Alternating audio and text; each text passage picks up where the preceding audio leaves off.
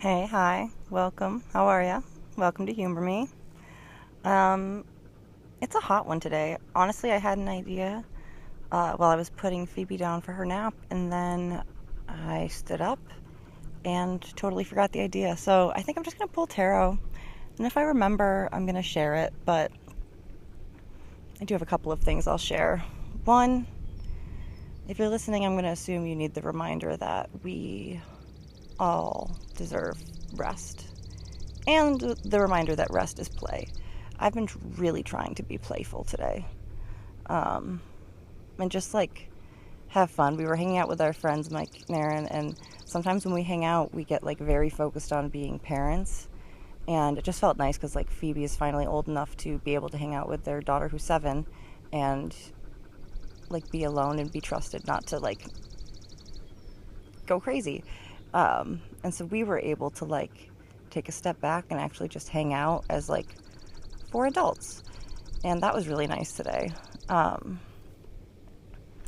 it's been hot. Oh my God, and I'm so behind in my garden. I'm trying not to get down on myself about that, but I don't know, I've just been like, I've been busy and tired. And it's been hot and then cold and then very wet for a very long time, and so it's made weeding hard. So there's that.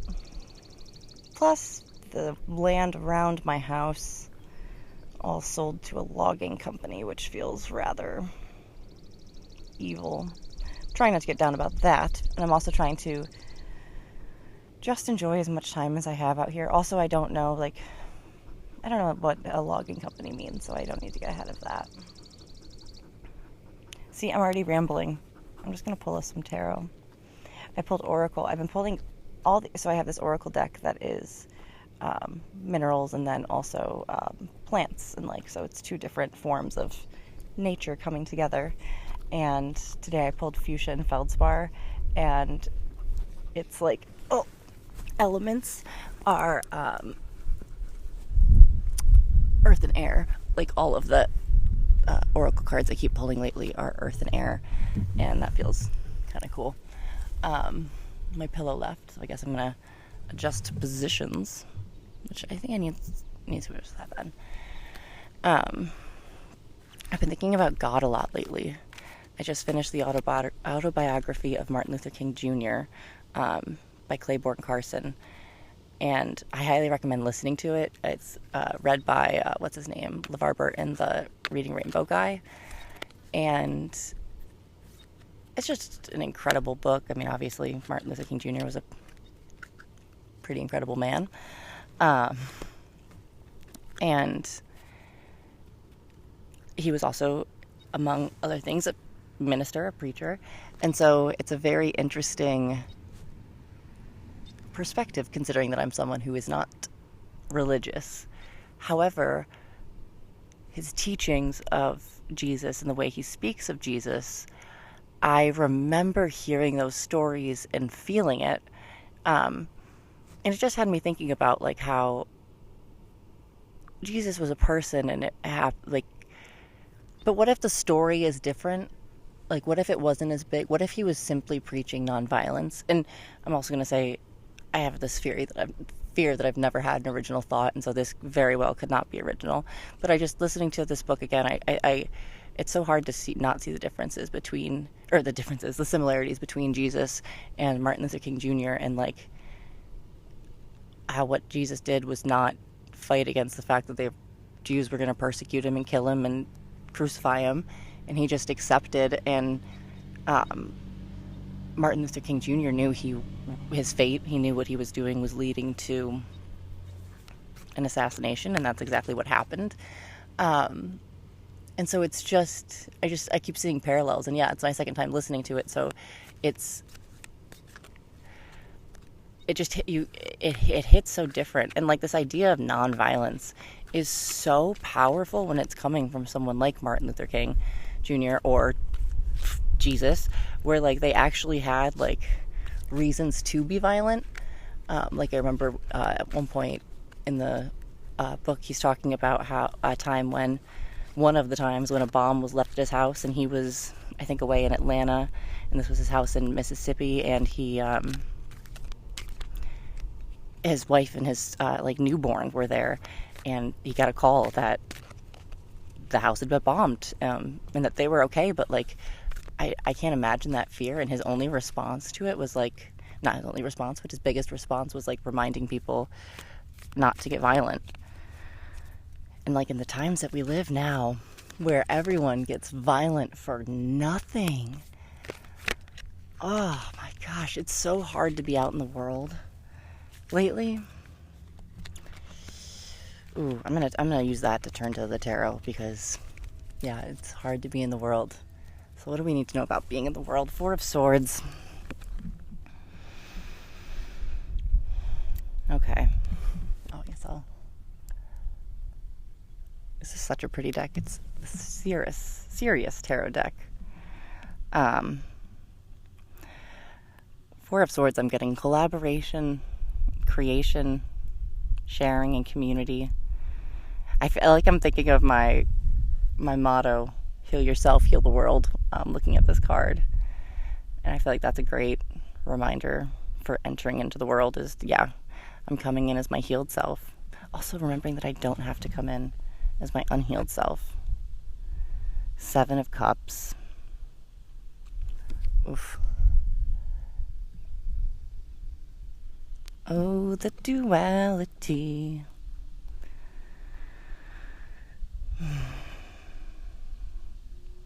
It's funny though, because I'm not seeing it as duality of day and night necessarily, but more so of duality of, again, like an elemental duality of earth, fire, or earth, water, air, and fire. And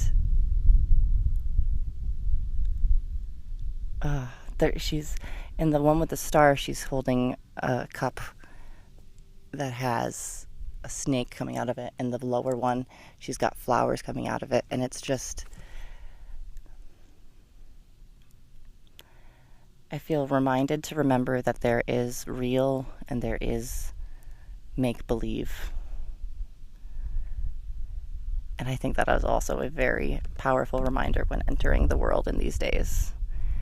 That there is duality of, there is the real and what we can feel and see, and then there is the real of what is beyond and what is only ours, and also what is not real and what is other people's, what is beyond. All right, and our last one is the Queen of Wands.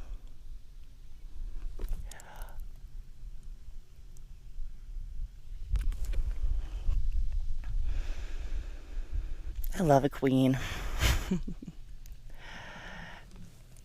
All of the oracle I've been pulling has been air and earth, and I'm a Aquarius sun and moon, and then a Taurus rising, so earth. So I'm a very airy and earthy person. So every time I get a card like this that has a very obvious water vibe, like a pearl in a clamshell in the ocean with mermaids, I'm like, emotions. That thing I fucking hate. That thing that waves and waves and has tides that are high and low, and I can't fight it. That I just have to ride. It's funny, one of the few things I wrote is acceptance and simplicity, because you know me, I never plan, but I just jot things down. And yeah, the more I accept my feelings, the more I ride them, the more authentic I'll be, the more I'll understand the duality of the real and the not, and the more I'll be able to collaborate and heal the world with others around me who are healing. And then just switch that to you if you're not me.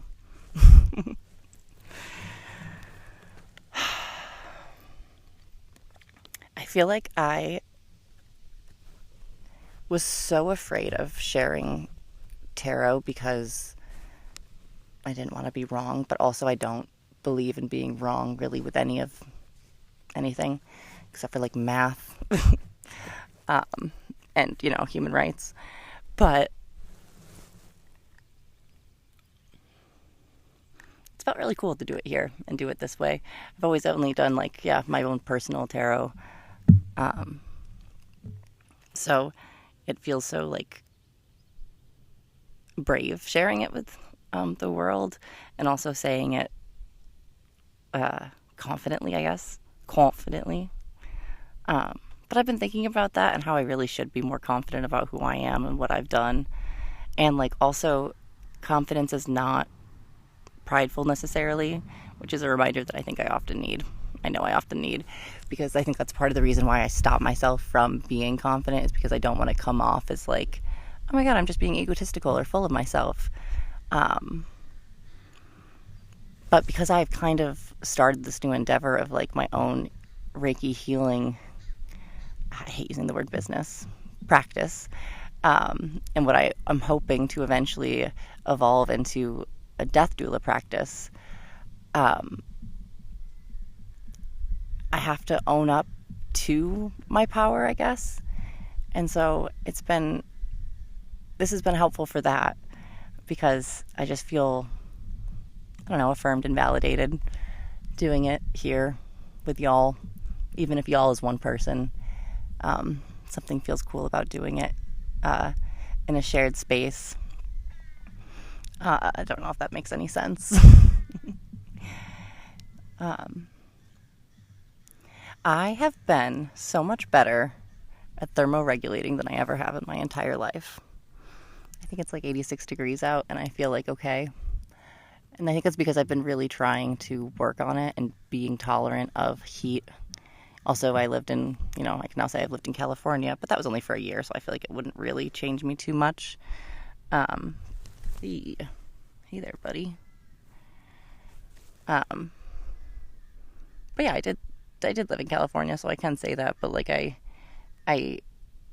feel like it's much more just because I've been trying to fight the urge to fight the heat, I guess, and like just accepting it over the past couple years. Ever since I went to Europe in 2019. Yeah, 2019. Because when I was over there, I realized that they don't have AC like anywhere. Like you might have AC like in your house, but Airbnbs don't. And like restaurants don't and stuff, or they mostly sat us outside because it was pre-COVID, so like that's just how it is over there. Thank you, Jamal. The sun is up, and I just had this realization of like, God, I've been so lucky to like always be able to have air conditioning. But now, it's funny because like I'm living in Ohio, which is so not like an extreme heat place, and yet I am constantly like, I'm so tough handling this heat. I am so strong. But also I think it's because I put my mind to it, and like ever since I've been working on meditation, this is another thing I don't talk about much because of like, I don't want to come off as like egotistical or like whatever, but I'm really proud of myself. My meditation practice is fucking awesome. It's daily. Like I'm gonna just full on brag about how my meditation's going right now. I do use an app. I started using it for guided meditations and everything, and then I started using it a little bit to like help keep track of it. However, I try not to be dependent on the app, and like a lot of times I'll use it has like a timer, so I'll try and do silent meditations or whatever with that. And then also I'm not trying to like only get 10 seconds in, so I have it marked, so like I've gotten my day. So right now I'm at 294 consecutive days. See all stats, but I have 565 total days. And I believe there's only a couple missed in there, and it was like stupid, and they wouldn't let you update it. Okay, anyways, I'm not going to go on about that. Okay, let's talk about my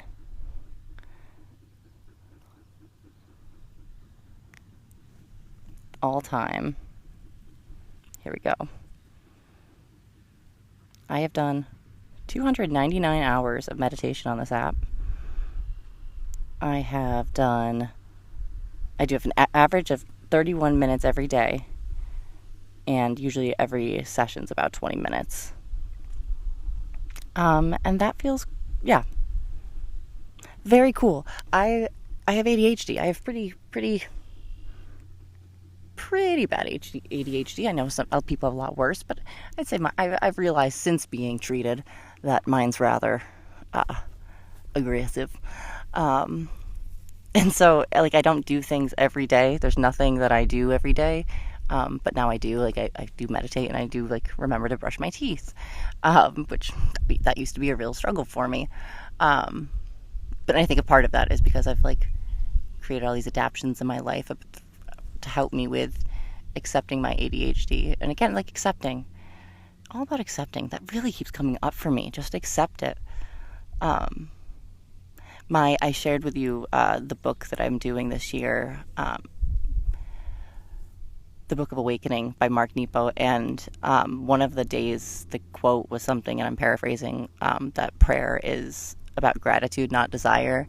And I thought about how I used to pray when I was young, and, like, it was always so much like, please help me, please whatever, this is what we need, this is blah blah blah. And then at first I was like, oh yeah, I need to really make sure that when I'm praying, when I'm meditating, I'm only being grateful. And then I realized that I kind of am, and that also felt really cool.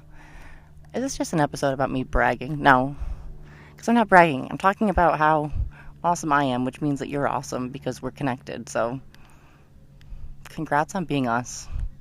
I'm just going to end it here. There's an orb weaver on my blanket, and I want to go put him somewhere else so we can make a nice little web.